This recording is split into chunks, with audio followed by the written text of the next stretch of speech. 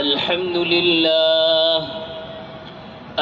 لله نحمده ونستعينه ونستغفره ونؤمن به ونتوكل عليه ونعوذ بالله من شرور أنفسنا ومن سيئات أعمالنا من يهده الله فلا مضل له ومن يضلله فلا هادي له ونشهد أن لا إله إلا الله وحده لا شريك له ونشهد أن سيدنا وحبيبنا وأولانا ومولانا محمدا عبده ورسوله صلى الله عليه وعلى آله وسلم تسليما كثيرا أما بعد فأعوذ بالله من الشيطان الرجيم بسم الله الرحمن الرحيم فاسألوا أهل الذكر إن كنتم لا تعلمون صدق الله العظيم.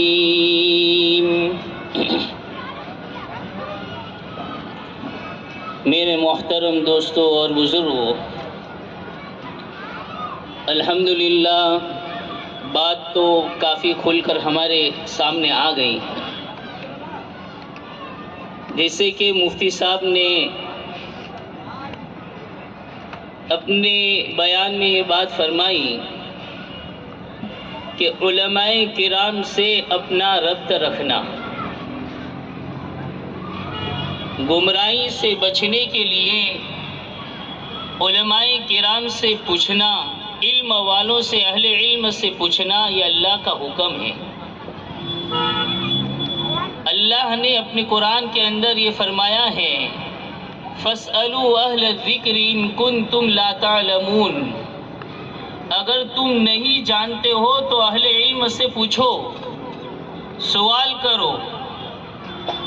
اس لیے کہ آنے والے جو دور ہیں اور آنے والا جو زمانہ ہے، آقا علیہ الصلوۃ والسلام کا فرمان ہے کہ ایمان کو بچانا ایسا مشکل ہوگا جیسے ہتھیلی میں انگارے کو لینا مشکل ہے.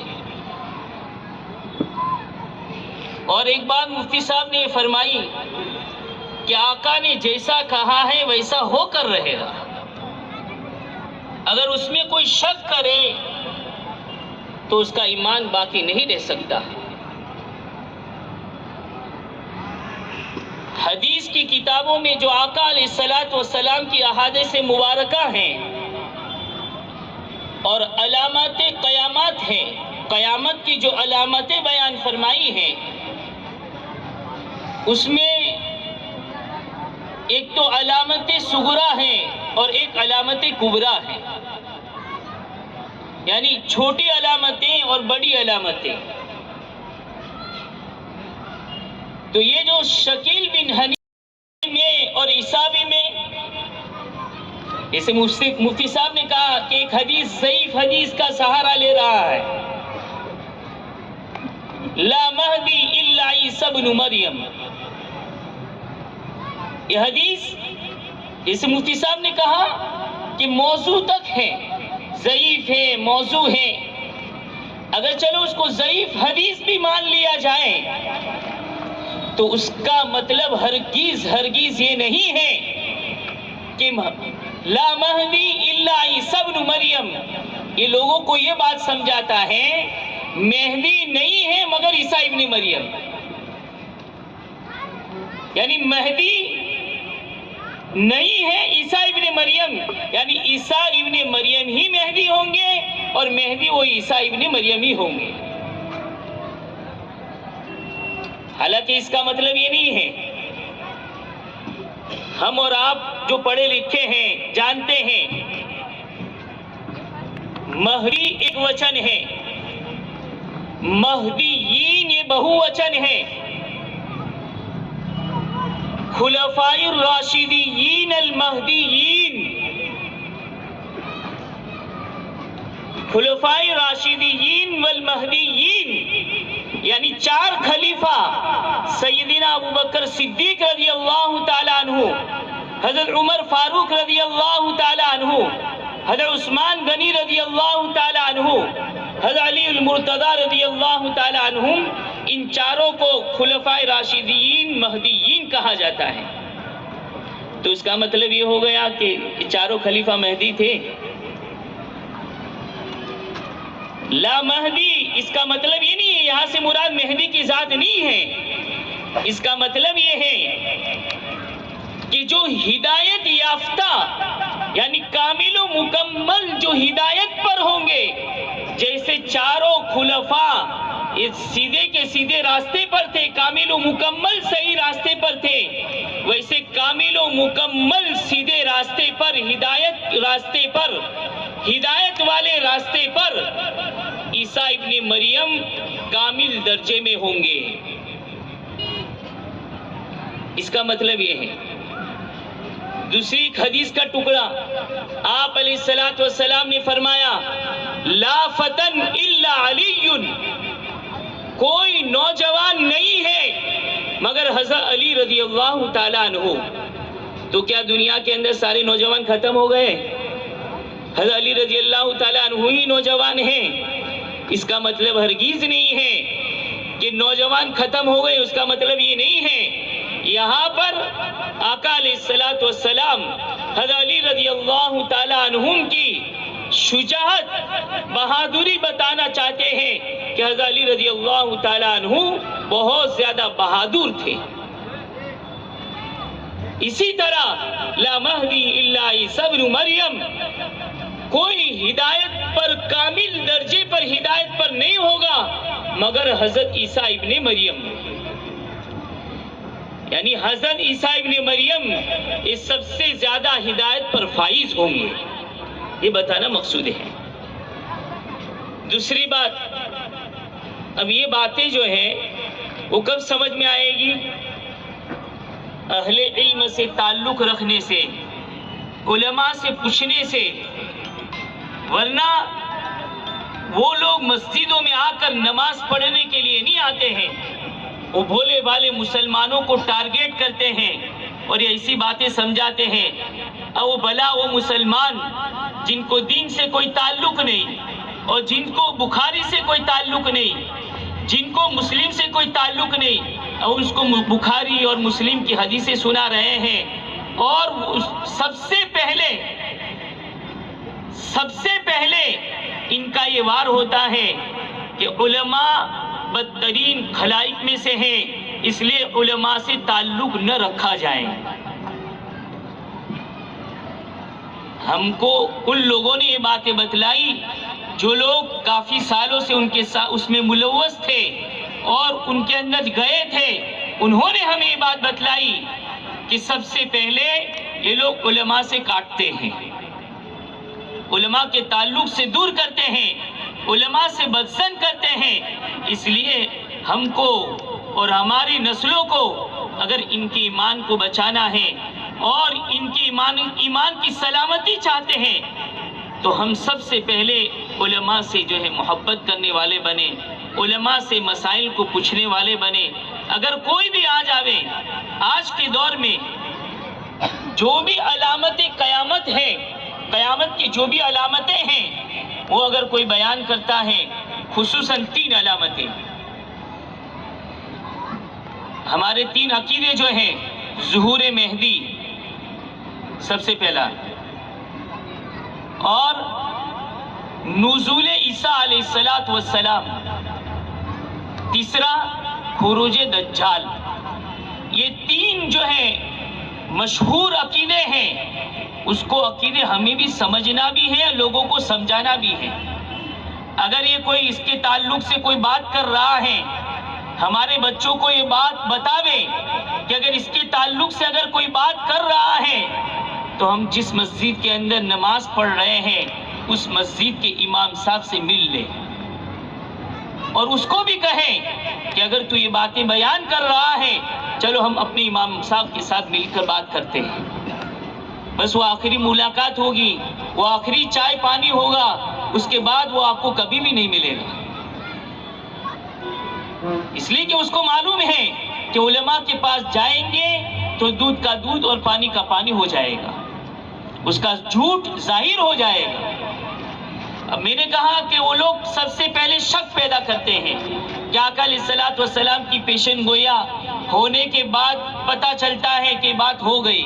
ایسا نہیں ہے، آقا نے جیسا کہا ویسا ہوگا اور ہوا ہے۔ علامت صغریٰ کے اندر تقریباً فقہائے کرام نے اور محدثین نے 170 علامتیں بیان کی ہیں، چھوٹی علامتیں۔ اس میں آپ علیہ الصلوۃ والسلام کی بعثت، یہ بھی علامت قیامت میں سے ہے۔ اسی طرح آقا علیہ الصلوۃ والسلام کی وفات، دنیا سے تشریف لے جانا، یہ بھی علامت قیامت ہے، بخاری شریف کی روایت ہے۔ تبوک کے موقع پر آقا علیہ الصلوۃ والسلام کا فرمان ہے، آپ نے فرمایا میں 6 علامتیں بیان کرتا ہوں قیامت کی، وہ جب تک واقع نہیں ہوگی قیامت نہیں آئے گی۔ اس میں آپ نے سب سے پہلی علامت موتی، میری موت یعنی میری وفات، یہ بیان فرمائی۔ دوسری علامت اس میں بیان فرمائی بیت المقدس، اس کا فتح ہونا، بیت المقدس کا فتح ہونا، یہ بھی علامت صغریٰ میں سے ہے۔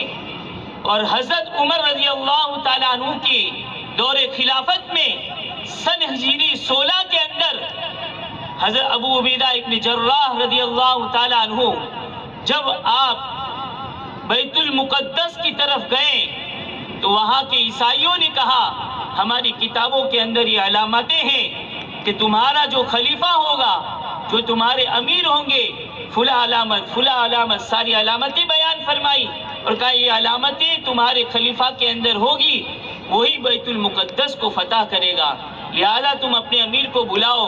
حضرت عمر رضی اللہ تعالیٰ عنہ کو بلایا گیا۔ حضرت عمر رضی اللہ تعالیٰ عنہ جب پہنچے تو ان کے جو عیسائی تھے، جو پادری تھے، انہوں نے ان علامات کو دیکھا۔ حضرت عمر رضی اللہ تعالیٰ عنہ کو وہاں ویسا ہی پایا جیسی وہ علامتیں تھیں، تو بغیر کسی جنگ کیے ہوئے، بغیر کسی لڑے ہوئے، ساری بیت المقدس کی چابیاں ان کے سامنے دے دی اور حوالے کر دی۔ سن ہجری 16 کے اندر یہ واقعہ پیش آیا اور بیت المقدس اور بیت المقدس فتح ہوا۔ پھر آپ نے فرمایا قعاص النغمی، کہ بکریوں کی قعاص کے مانند بیماری پیدا ہوگی، یعنی بکریوں کے اندر بیماری پیدا ہوتی تھی، قعاص نامی بیماری۔ وہ بیماری ایسی بیماری تھی کہ بہت زیادہ تعداد کے اندر جانور مرا کرتے ہیں۔ فرمایا وہ انسانوں کے اندر پیدا ہوگی۔ البدایہ والنہایہ کے اندر لکھا ہوا ہے کہ یہ واقعہ یہ بھی ہو چکا ہے حضرت عمر رضی اللہ تعالیٰ عنہ کے زمانے میں۔ حضرت عمر رضی اللہ تعالیٰ عنہ کے زمانے میں ایک طاعون پھیلا تھا، طاعون عموس۔ اس میں لکھا ہوا ہے کہ 3 دن کی مدت میں 70,000 لوگ مرے ہیں۔ تو اس کی طرف اشارہ کیا ہے کہ اس طرف آقا علیہ الصلوۃ والسلام نے نشاندہی جو کی تھی وہ بیماری اس وقت ہو چکی۔ تو میں نے کہا جیسا کہا آقا نے ویسا ہوگا اور ہو رہا ہے۔ پھر آقا نے فرمایا حجاز کے اندر ایک آگ نکلے گی اور وہ آگ اتنی بلند ہوگی کہ اونٹوں کا جو سر ہوتا ہے اس کو بھی روشن کر دے گی۔ اور یہ واقعہ بھی ایسا ہی ہوا۔ ملا علی قاری رحمت اللہ علیہ نے لکھا ہے کہ حجاز کے اندر بلکہ مدینہ کے اندر ایک آگ نکلی اور بہت بڑی آگ نکلی، تقریباً 3 مہینہ وہ آگ رہی اور وہ آگ بہت سارے صدقات کیے گئے، بہت ساری دعائیں کی گئی، بہت سارے روزے رکھے گئے، اس کے بعد 3 مہینے کے بعد وہ آگ بجھی ہے۔ تو آقا نے جیسا کہا ویسا ہو رہا ہے اور ہوگا۔ اب کوئی شکیلی اگر یہ کہے کہ جیسے پیشن گوئیاں دی ہیں واقع ہونے کے بعد پتہ چلے گا، ایسا نہیں ہے، یہ تو شک پیدا ہو گیا۔ جیسا کہا ہے ہو بہو ویسا ہی ہوگا۔ تو میرے دوستو،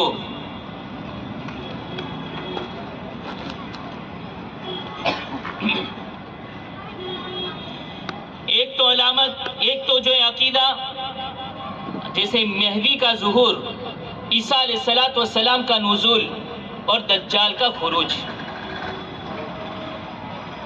بہت ساری چھوٹی علامتیں پوری ہو بھی رہی ہیں اور ہوگی بھی۔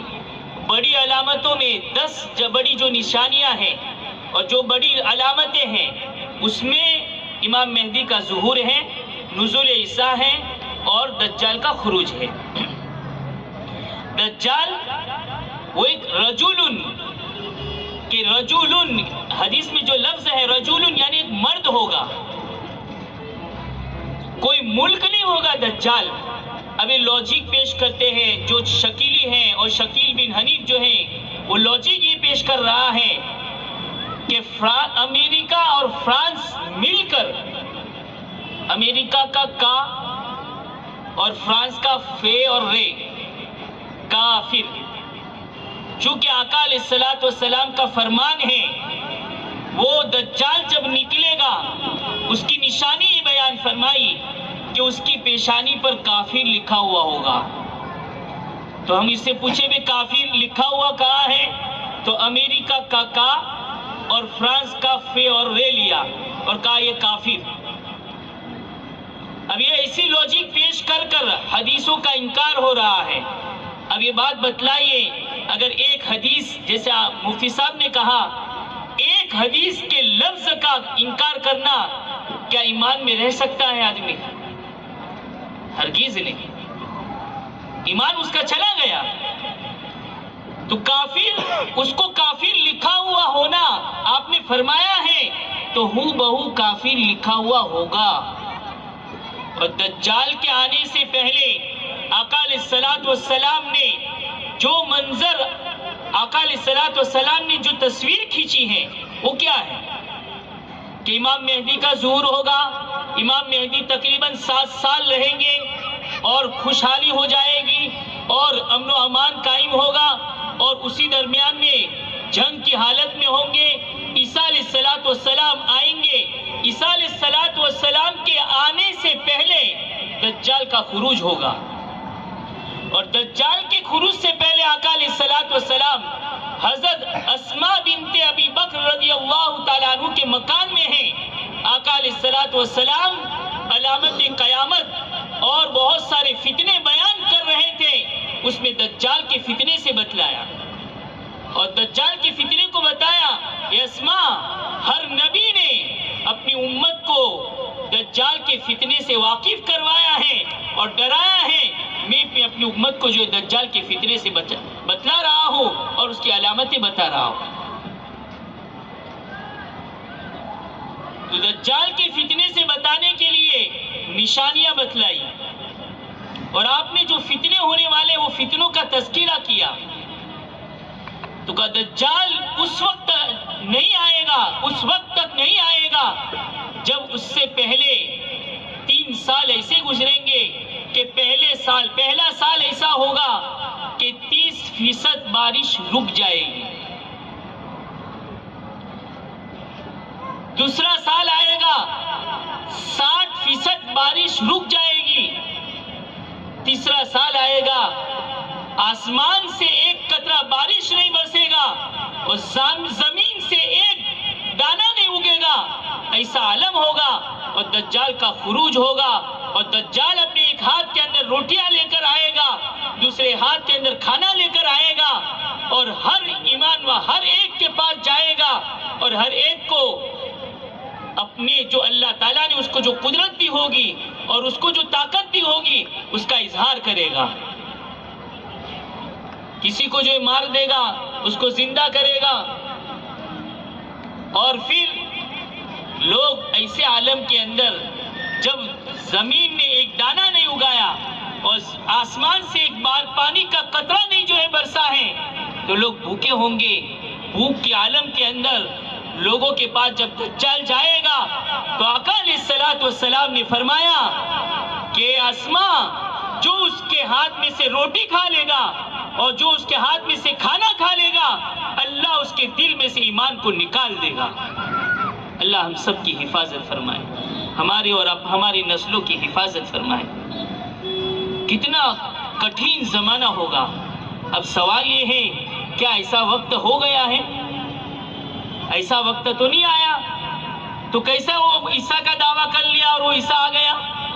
معلوم ہوا کہ عیسیٰ جھوٹا عیسیٰ ہے, دجال ہے, کذاب ہے, جس کی پیشن گوئی آپ علیہ الصلوۃ والسلام نے فرمائی تھی میرے بعد 30 کذابون, 30 ایسے جھوٹے پیدا ہوں گے جو نبوت کا دعویٰ کریں گے اور جھوٹی جھوٹی حدیثیں بیان کریں گے. تو یہ ایک جھوٹا ہے, کذاب ہے, دجال ہے. تو دجال کا خروج ہونا ہے اور دجال کو نمٹنے کے لیے, اس کو قتل کرنے کے لیے عیسیٰ علیہ الصلوۃ والسلام تشریف لائیں گے. آپ کا جو مشن ہوگا, سب سے بڑا مشن دجال کو قتل کرنا ہوگا. دجال کو قتل کرنے کے لیے آپ جب اس کے پیچھے جائیں گے مقام لوط, وہاں پر جب پہنچیں گے تو دجال حضرت عیسیٰ علیہ الصلوۃ والسلام کو دیکھ کر جیسے نمک پانی کے اندر گھل جاتا ہے ویسے وہ گھلنے لگے گا اور پگھلنے لگے گا.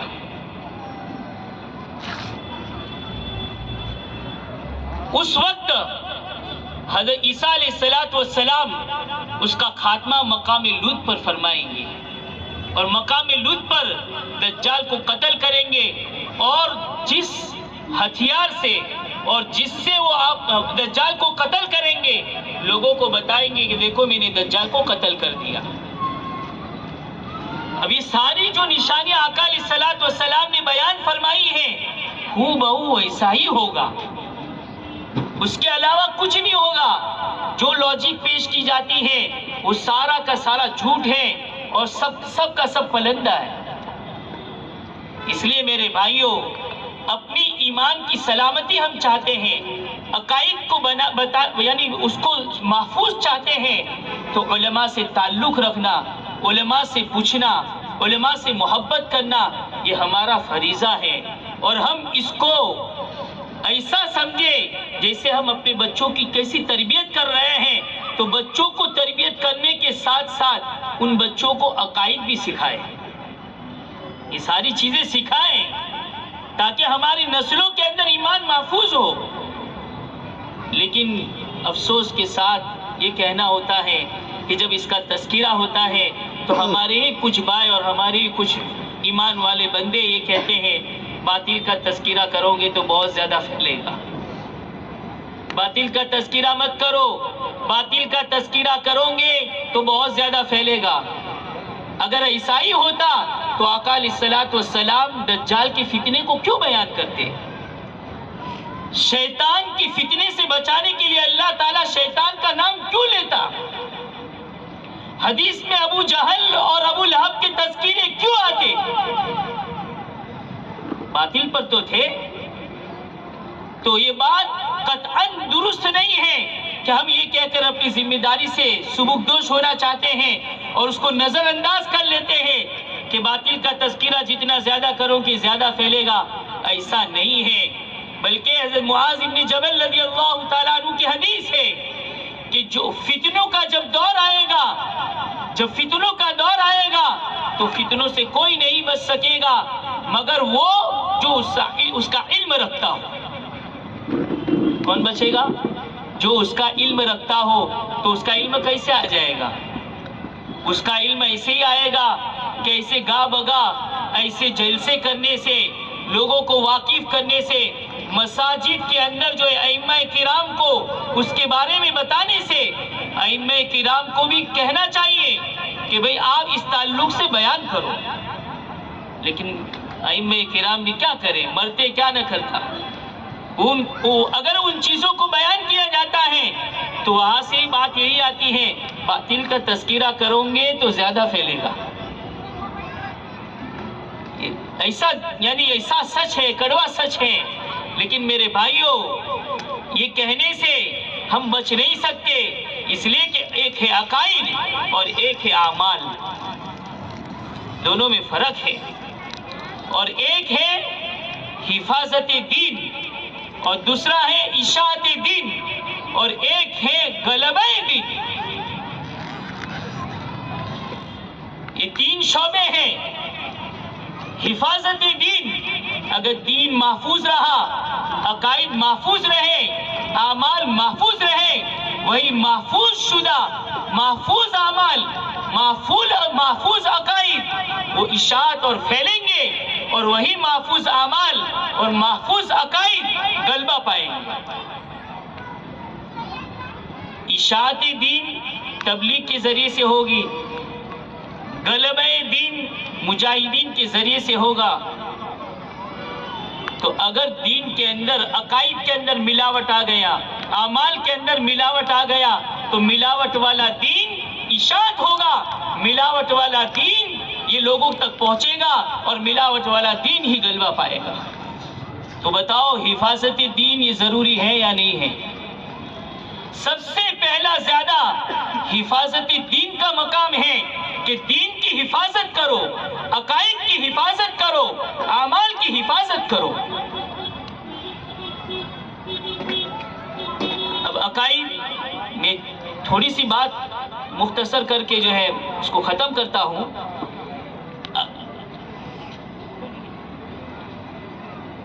عقائد کے بارے میں آقا علیہ الصلوۃ والسلام کتنے اس کے اوپر مستقیم اور استقامت والے تھے، اور اس کا آپ کا کیا مزاج تھا. آقا علیہ الصلوۃ والسلام نے کوہ صفا پر جب لا الہ الا اللہ محمد الرسول اللہ کی دعوت پیش کی، لوگ آپ کے مخالف ہو گئے، لوگ آپ کو تانا دینے لگے، پتھر برسانے لگے، اور آپ جو ہے آپ پر بہت ساری مصیبتیں پیش آئی. یہاں تک کہ ابو طالب کے پاس، آپ کے چچا جو ابو طالب ہیں، ان کے پاس لوگ بڑے بڑے چودھری پہنچ گئے اور کیا کہا، ابو طالب تم بڑے لوگوں میں سے ہو، اپنے جو ہے بھتیجے کو جو ہے اس دین کی جو دعوت دے رہے ہیں اور جس عقیدے کو لوگوں کے سامنے پیش کر رہے ہیں اس سے روکو. اگر ان کو یعنی آقا علیہ الصلوۃ والسلام کو اگر ضرورت ہے کسی عورت کی، حسین خاتون کی، ہم جو مکے کے اندر حسین خاتون سے ان کا نکاح کروا دیتے، ان کے خدمت میں پیش کر دیتے ہیں. مال و دولت کی ضرورت ہے، ہم مال و دولت کا انبار لگا دیتے. اگر ان کو حکومت کی ضرورت ہے ان کو حکومت دے دیتے ہیں. جب آپ علیہ الصلوۃ والسلام کے سامنے یہ بات پیش کی تو کیا کہا، چچا مجھے اس چیز سے جو روک رہے ہو، جو عقیدہ میں امت کے سامنے پیش کر رہا ہوں، جس عقیدے کی دعوت دے رہا ہوں، اگر ایک ہاتھ کے اندر سورج رکھ دو، دوسرے ہاتھ کے اندر چاند رکھ دو، پھر بھی میں اس عقیدے کی دعوت سے باز آنے والا نہیں ہوں.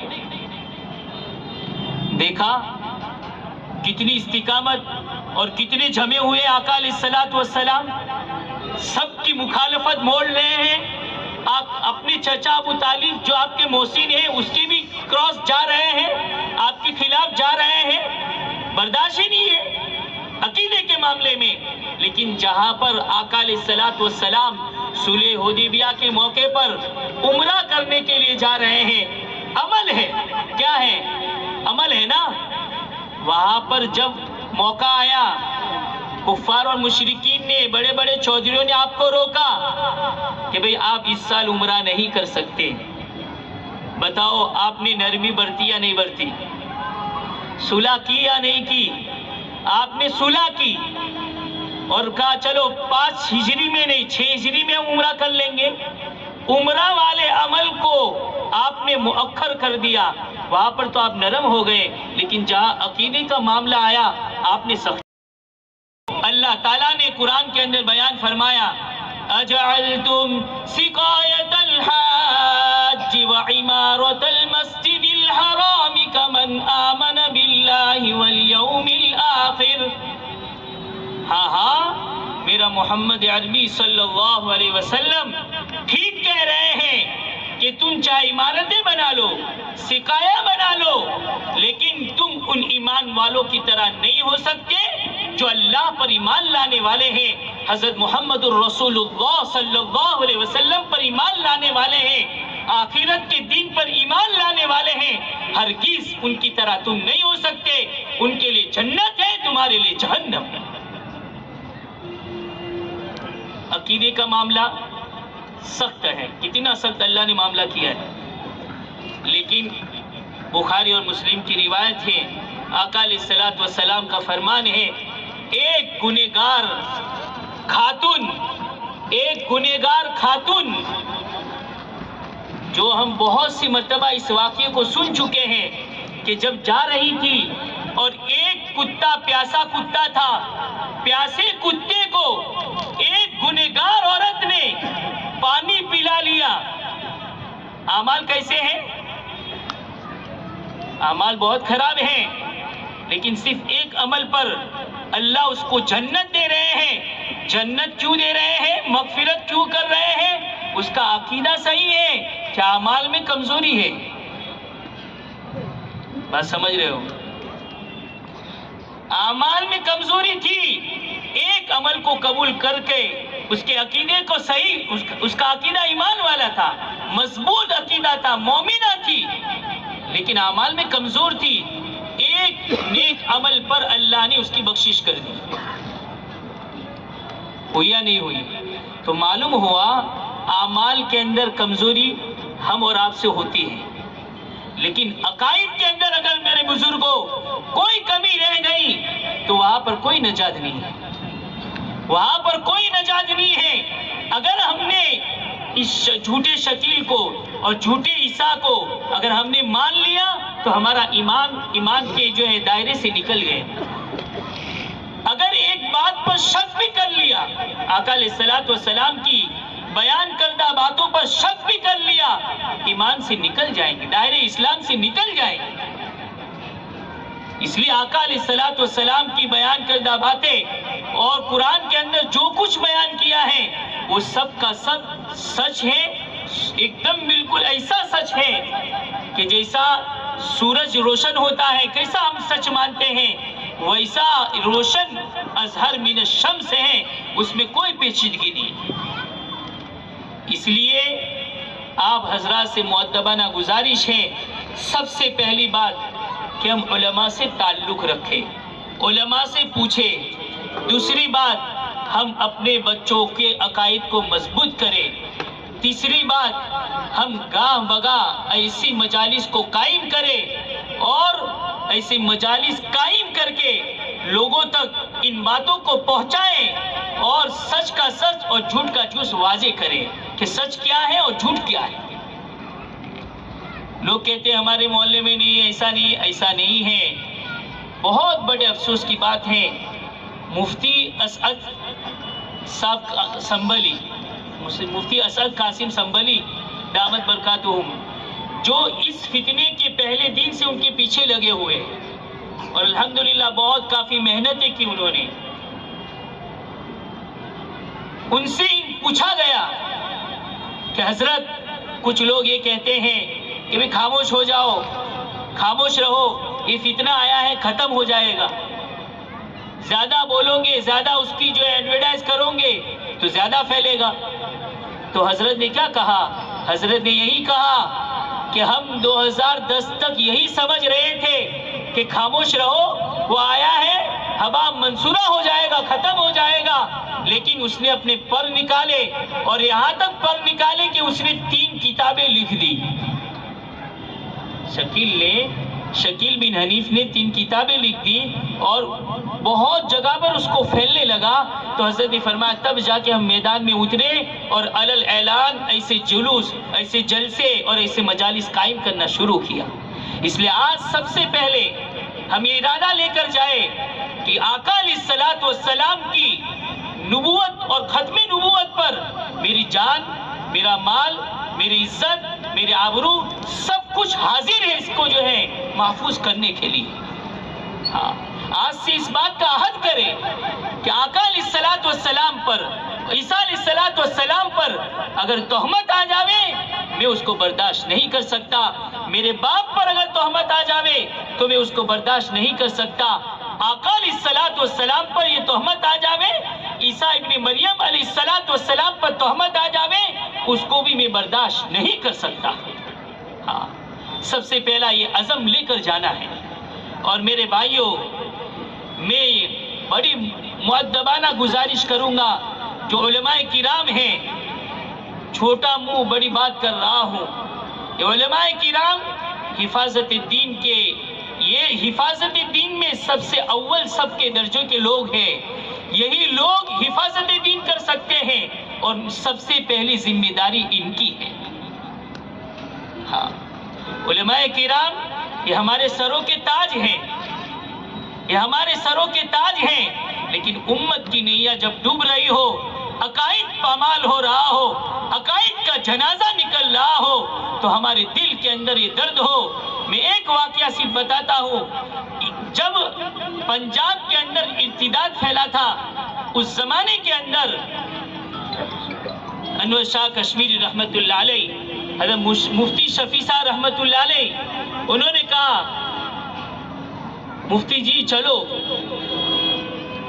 چلو ارتداد پھیل رہا ہے۔ اب پنجاب میں پہنچے، اب دونوں نے قیام کیا، دونوں کا حجرہ الگ الگ تھا۔ جب صبح ہوئی، مفتی شفیع صاحب رحمت اللہ علیہ، مفتی شفیع صاحب رحمت اللہ علیہ شاہ انور شاہ کشمیری رحمت اللہ علیہ کے حجرے میں جب گئے تو انور شاہ کشمیری رحمت اللہ علیہ سر پر ہاتھ رکھ کر رو رہے تھے اور آپ کا چہرہ متغیر تھا۔ مفتی شفیع صاحب رحمت اللہ علیہ نے پوچھا حضرت کیا ہو، کیا بات ہے، طبیعت خراب ہے؟ تو کہا شفیع صاحب مفتی جی زندگی ضائع ہو گئی، زندگی ضائع ہو گئی، ہم حنفیت کو شافعیت پر ترجیح دینا، قال قال رسول اللہ پڑھاتے ہیں، اور جو ہے شافعیت ہم یعنی حنفیت کو شافعیت پر ترجیح دیتے ہیں، مسائل بتاتے ہیں، اور یہاں امت کے ایمان کا جنازہ نکل چکا ہے، امت کے عقائد کا جنازہ نکل گیا ہے، ہماری زندگی ضائع ہو گئی۔ اب اتنا بڑا علامہ انور شاہ کشمیری رحمت اللہ علیہ، چلتا پھرتا کتب خانہ، اگر ایسا کہیں زندگی ضائع ہو گئی تو پھر کس کی ٹھکانے لگی؟ تو میں مؤدبانہ گزارش کروں گا علماء کرام سے، اپنے اپنے علاقوں میں اپنے اپنے جو ہیں جس یعنی حد تک کام کر سکتے ہیں، دل کھول کر، دل میں غم لے کر، امت کا غم جو ہے دل کے اندر ہو، اور اس بات کو تسلیم کرے کہ یہ امت کو اس دھارے سے نکالنے والے یہ علماء ہی ہیں اور علماء ہی نکال سکتے ہیں۔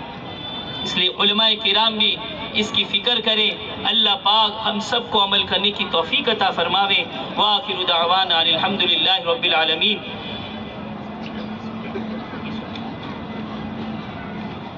ہمارے مفتی صاحب کی گزارش ہے کہ وہ فتویٰ جو سارے جتنے بھی مسالک ہیں متفق علیہ جو ہے جن کی دستخطیں ہیں وہ ذرا پڑھ کر سنا دوں گی۔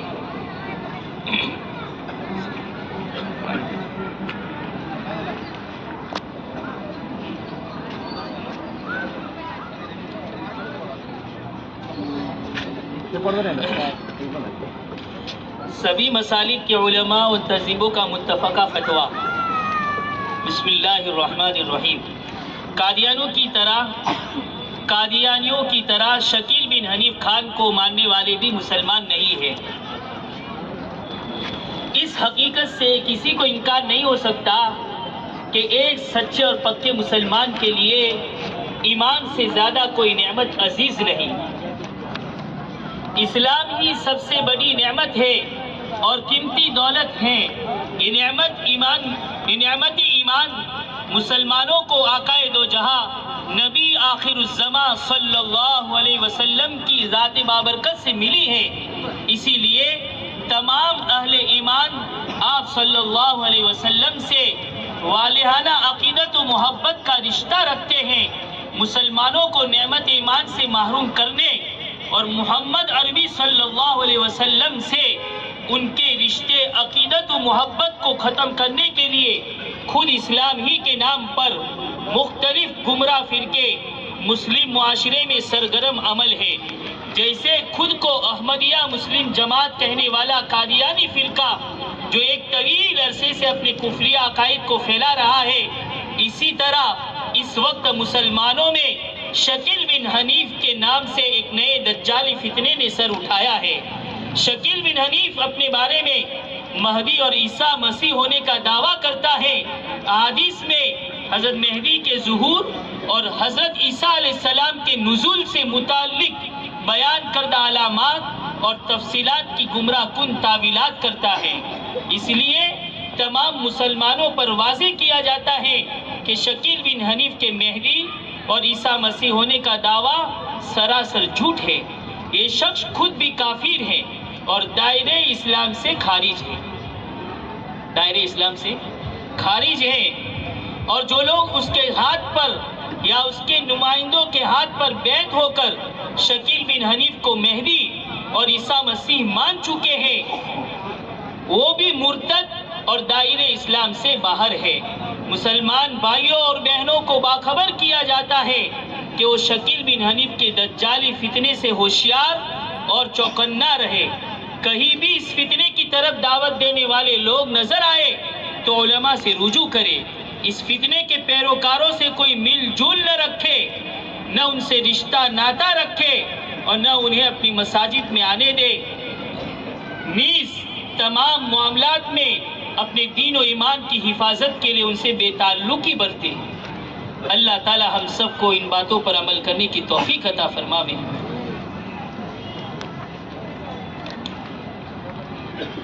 یہ جو آپ کو کاپی دی جا رہی ہے فتوے کی، یہ فتویٰ بھی یہ دین ہے بہت بڑا، تو اس کی حفاظت کرے۔ اس میں اللہ اور اس کے رسول کا نام ہے، کسی بچے کے حوالے نہ کرے اور اس کو جو ہے کہیں پھینکے نہیں، اس کو جو ہے اہتمام سے اچھی جگہ پر رکھے اور گھر لے جا کر اپنے گھروں میں اس کی تعلیم کرے، اور جو صاحب استطاعت ہیں وہ ان فتووں کو اپنے علاقوں میں، اپنے دوست و یاروں میں اور اپنے رشتہ داروں میں جیسی وسعت ہو سکے اور جتنی استطاعت ہو اس قدر اس کو پھیلائے اور اس کو تقسیم کرے۔ اللہ پاک ہم سب کو عمل کرنے کی توفیق عطا فرمائے۔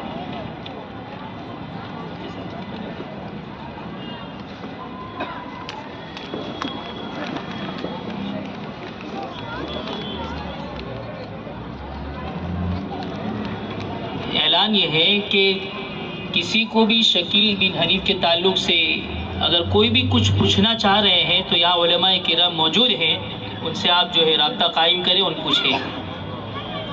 درود شریف پڑھیں۔ اللہم صلی علی سیدنا مولانا محمد وعلی آل سیدنا مولانا محمد وبارک وسلم۔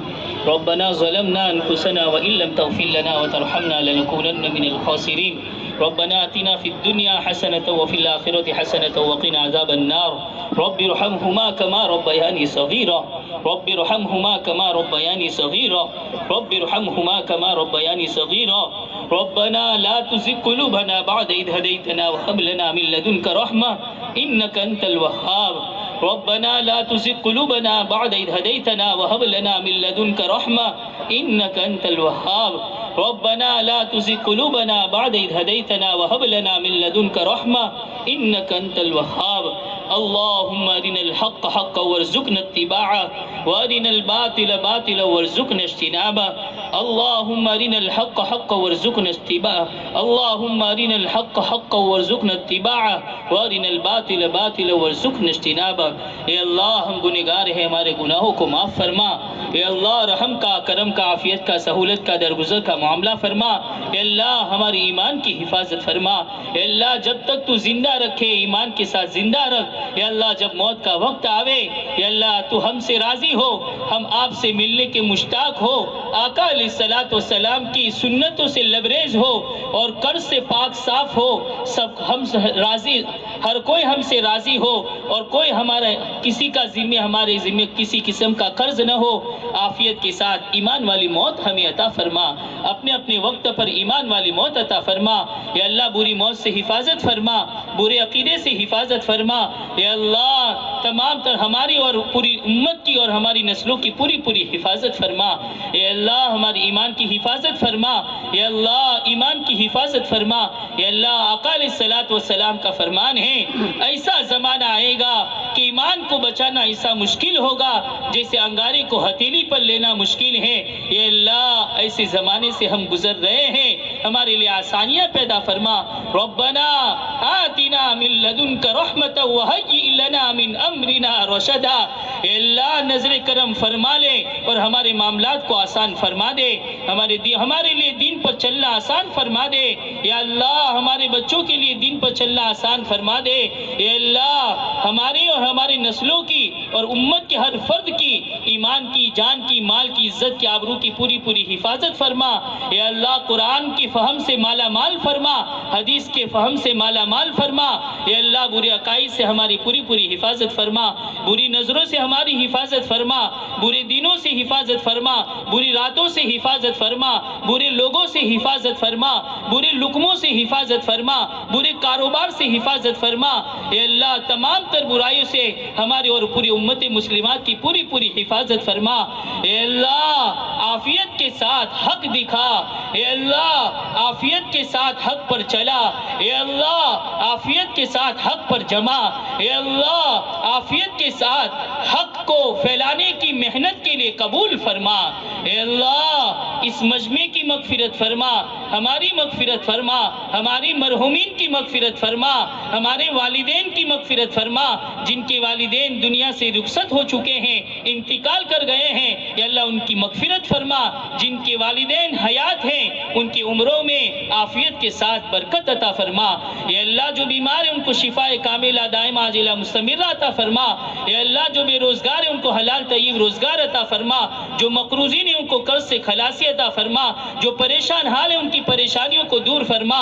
یا اللہ جو بے نکاح جوڑے ہیں ان کو نیک صالح جوڑا عطا فرما۔ اے اللہ جہاں جہاں کہیں مسلمان پریشان ہیں ان کی پریشانیوں کو دور فرما، خصوصاً غزہ کے مسلمانوں کی یا اللہ ایمان کی، مال کی، عزت کی، آبرو کی حفاظت فرما، ان کی قدم قدم پر نصرت فرما، فلسطین کی اور اہل فلسطین کی حفاظت فرما۔ اے اللہ بیت المقدس کو، بیت المقدس کو آزاد فرما، اے اللہ بیت المقدس کو آزاد فرما۔ اے اللہ ایسے فیصلے فرما، اے اللہ جو آسان ہو آسانی والے فیصلے فرما۔ ہم کمزور ہیں، امت بھی کمزور ہے، اے اللہ ہم مشکل احکامات پر عمل نہیں کر سکتے، ہمارے لیے آسان فرما دے۔ اے اللہ تیری نظر کرم کافی ہے، تو نظر کرم فرما لے، نظر رحمت فرما لے۔ ایک مرتبہ امت کو نظر کرم سے دیکھ لے اور امت کی نیا جو ڈوب رہی ہے اے اللہ تو اس کو کنارے پر لگا دے، قدم قدم پر مدد فرما دے، نصرت فرما دے، اپنے آغوش رحمت میں لے لے اے اللہ، اور امت کی جائز تمناؤں کو پورا فرما، مقاصد خیر میں کامیابی عطا فرما، دنیا اور آخرت کی بلائیوں سے مالا مال فرما۔ اے اللہ جن لوگوں نے دعا کے لیے کہا یا لکھا یا جو متوقع رہتے کہنا چاہتے تھے کہہ نہ سکے، لکھنا چاہتے تھے لکھ نہ سکے، اے اللہ ہماری دعاؤں میں ان کا حصہ عطا فرما، نیک لوگوں کی دعاؤں میں ہمارا حصہ عطا فرما۔ اے اللہ حرمین شریفین کی حفاظت فرما، اے اللہ حرمین شریفین کی حفاظت فرما، اے اللہ حرمین شریفین کی حفاظت فرما، بد عقیدہ لوگوں سے حفاظت فرما، برے لوگوں کے منتظمین سے حفاظت فرما، اے اللہ تمام تر پوری اللہ حفاظت فرما۔ اے اللہ جن لوگوں نے حرمین شریفین کی تعلیم تعلق سے حج کا ارادہ کیا ہو، عمرے کا ارادہ کیا ہو، ان کے لیے آسانیاں پیدا فرما، اور جن لوگوں نے یہاں پر عزائم کیے ہیں کہ اس ختم نبوت کی محنت کے لیے جان مال ساری چیزوں کی قربانی دیں گے، اے اللہ ان کی عزائم میں کامیابی عطا فرما، 100% کامیابی عطا فرما، اے اللہ مقاصد خیر میں کامیابی عطا فرما، اے اللہ نیک تمناؤں میں کامیابی عطا فرما، مقاصد خیر میں کامیابی عطا فرما، اے اللہ ہمارے لیے جنت کے فیصلے فرما، جہنم کی آگ کیا برداشت کرے، دنیا کی آگ کو ہم برداشت نہیں کر سکتے، اے اللہ جہنم کی آگ سے ہماری اور ہماری نسلوں کی اور پوری امت کی ہر ایک کی پوری حفاظت فرما، اے اللہ جو کچھ مانگا وہ بھی عطا فرما، جو مانگنے سے رہ گیا وہ بھی عطا فرما۔ حضور صلی اللہ علیہ وسلم نے جن خیر کے لائن سے دعائیں مانگی ہے، تمام خیر ہمیں اور پوری امت مسلمات کو عطا فرما، جن برائی سے پناہ چاہیے ہے ان تمام برائیوں سے ہماری اور پوری امت مسلمات کی پوری حفاظت فرما، محض اپنے فضل و کرم سے حضور صلی اللہ علیہ وسلم کے صدقے طفیل میں ہماری دعاؤں کو قبول فرما، وصلی اللہ تعالی علی خیر خلقی محمد وعلی آلہ واصحابہ اجمعین۔ ربنا تقبل منا انك انت السميع العليم وتب علينا انك انت التواب الرحيم، وصلى الله تعالى على خير خلق محمد وعلى آله وصحبه اجمعين برحمتك يا ارحم الراحمين۔